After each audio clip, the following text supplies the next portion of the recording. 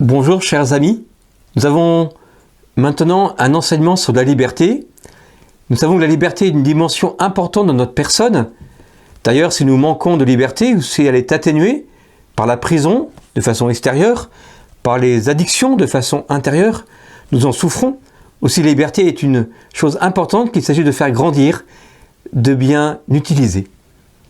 Nous allons procéder en 2 temps qui feront 2 vidéos. La première concernera la liberté humaine, puis la définition de la liberté et son développement. Puis dans la deuxième vidéo, nous aurons le but de la liberté, le rapport entre liberté et responsabilité, et enfin comment grandir en liberté. Nous allons confier tout cela à la Sainte Vierge. Je vous salue Marie, pleine de grâce, le Seigneur est avec vous. Vous êtes bénie entre toutes les femmes, et Jésus, le fruit de vos entrailles, est béni. Sainte Marie, Mère de Dieu, priez pour nous pauvres pécheurs, maintenant et à l'heure de notre mort. Amen. La liberté humaine. À la différence d'autres êtres inanimés, la liberté humaine permet à l'homme de faire un choix pour son bonheur. La plante, elle, va aimer l'eau. Biologiquement, elle aspire l'eau pour sa propre vie. L'animal, grâce à son instinct, aime telle nourriture, mais l'homme, lui, librement, va choisir telle ou telle option, telle ou telle façon de vivre pour contribuer à son bonheur. Aussi, l'homme est laissé par Dieu à son propre conseil, comme nous l'avons dans la Sainte Écriture, dans le livre du Séracide, au chapitre 15, verset 14.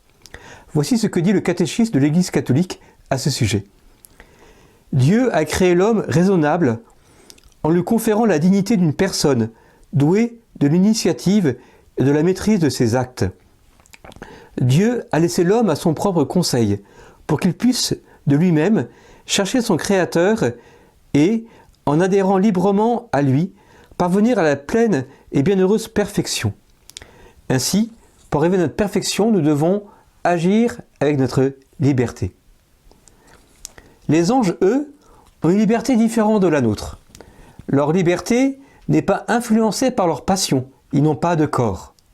De plus, l'ange n'est pas, comme nous, dans une progression du temps. Au moment de sa création, l'ange pose un choix définitif pour ou contre Dieu, ce qui le fera soit ange dans la gloire de Dieu, dans le bonheur immense, soit, hélas, démon. Et nous-mêmes, nous avons le temps de la vie pour nous convertir, pour pouvoir éventuellement changer de comportement si besoin est, et accueillir la miséricorde de Dieu. Cela est pour nous une chance. La liberté divine, elle, ne veut pas faillir. Dieu a une liberté parfaite. Il veut son propre bien, il veut lui-même, il est plénitude d'amour. Il n'est pas déterminé par ses créatures. Les stoïciens pensaient que Dieu avait besoin de la création. Mais ce ne serait pas un Dieu s'il manquerait quelque chose en Dieu que nous devrions compléter. Dieu est Dieu totalement. Il n'a pas besoin de nous en soi. Toutefois, Dieu nous aime éternellement. Si Dieu ne change pas en lui-même, il a ce projet d'amour pour nous depuis toute éternité. Et à un moment donné, il nous fait exister. Il nous propose d'agir librement pour répondre à son amour, en l'acceptant pour aller un jour au paradis. Et hélas, certains le refusent et vont en enfer. Lui, Dieu, est libre. Et nous sommes à son image. Nous avons une liberté à l'image de Dieu. Dans le premier chapitre du livre de la Genèse, il est dit « Dieu créa l'homme à son image, à l'image de Dieu, il le créa, il les créa, hommes et femmes. » Ainsi, notre liberté vient de Dieu. Plus nous ressemblons à ce que Dieu a comme projet pour nous, plus nous sommes libres. Aussi, nous avons intérêt à bien connaître la morale catholique, car pour nous, c'est un chemin de liberté. Si les anges et nous-mêmes avons la possibilité de pécher, alors que Dieu non, Dieu en plus, lui, une liberté totale, parfaite. C'est lui qui est la source des lois fondamentales de l'existence, de la morale. Par exemple, tuer un innocent est une loi qui vient de Dieu et qui ne dépend pas des hommes. Il est nécessaire que l'homme fasse cette loi transparaît dans ces lois publiques, civiles, mais cette loi ne pas tuer un innocent vient de plus haut que lui. Tandis que des lois comme le code de la route, conduire à droite ou conduire à gauche, dépend de l'homme, et cela n'influe pas sur la liberté divine. Qu'on soit français ou anglais, nous avons le droit de choisir un côté ou l'autre, c'est laisser à la possibilité, à la liberté de l'homme.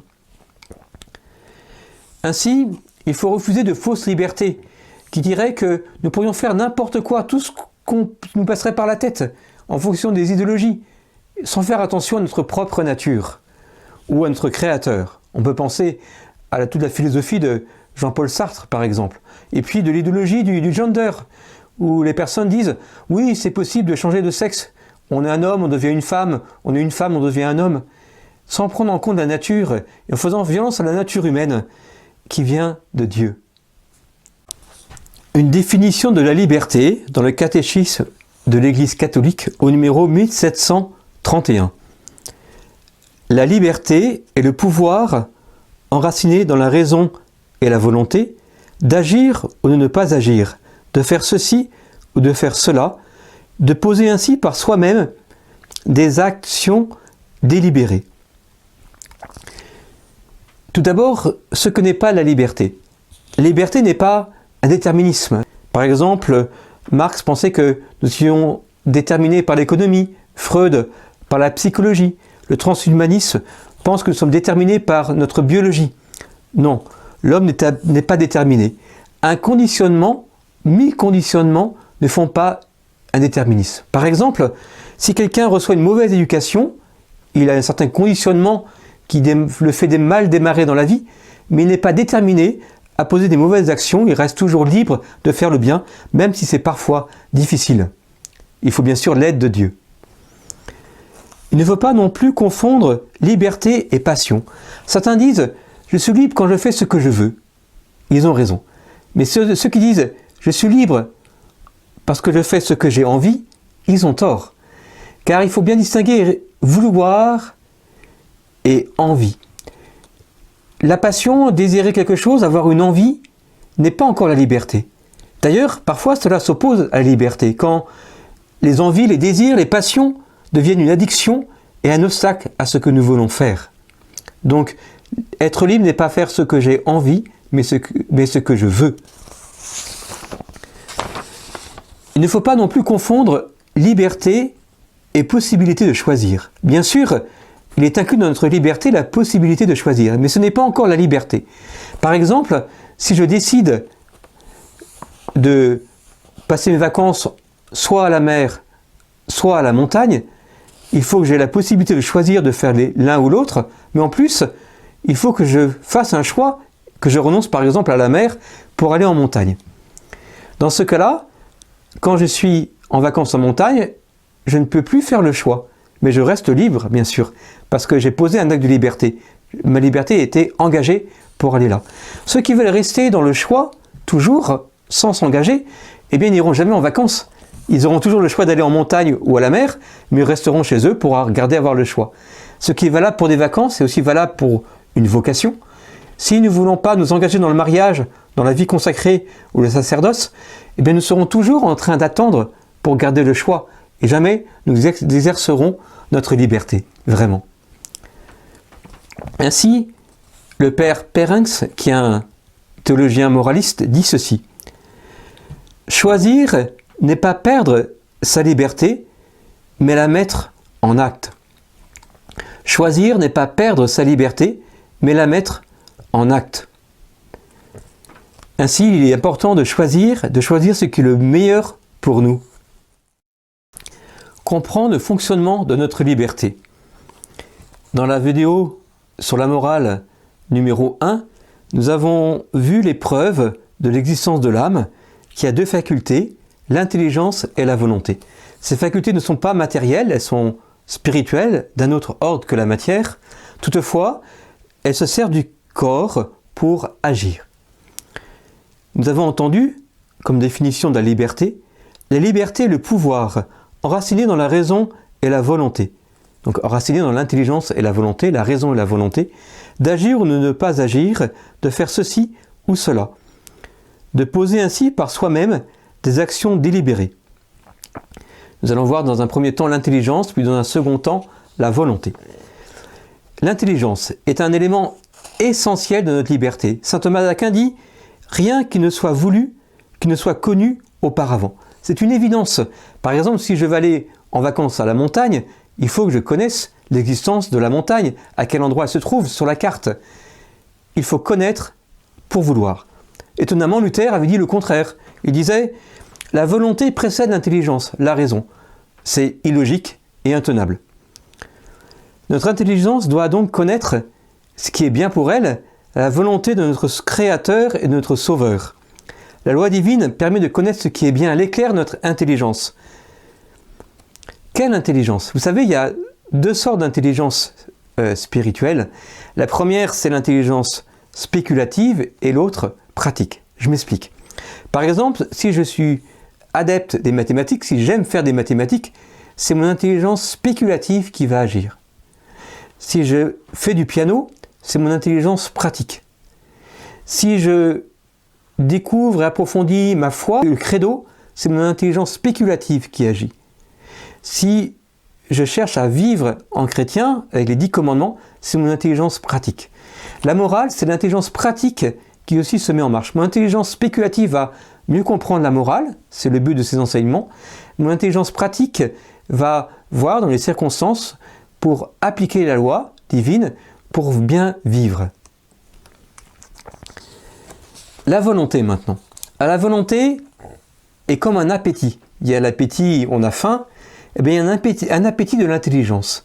L'intelligence voit le vrai, le bien, et la volonté s'enracine dans l'intelligence pour poser un acte, un choix. Ainsi, il y a des appétits sensibles, le loup qui a faim de la brebis par exemple, ou la brebis qui a le contraire d'un appétit mais qui est repoussée par le loup, qui a peur, ça c'est un appétit sensible. Et il y a un appétit intellectuel, par exemple, chercher une nouvelle formule de mathématiques pour résoudre un problème complexe. Eh bien, nous avons ces deux appétits en nous, car nous sommes hommes faits d'un corps et d'une âme. Nous désirons d'un appétit sensible, par exemple le chocolat, et en même temps nous avons faim de la vérité.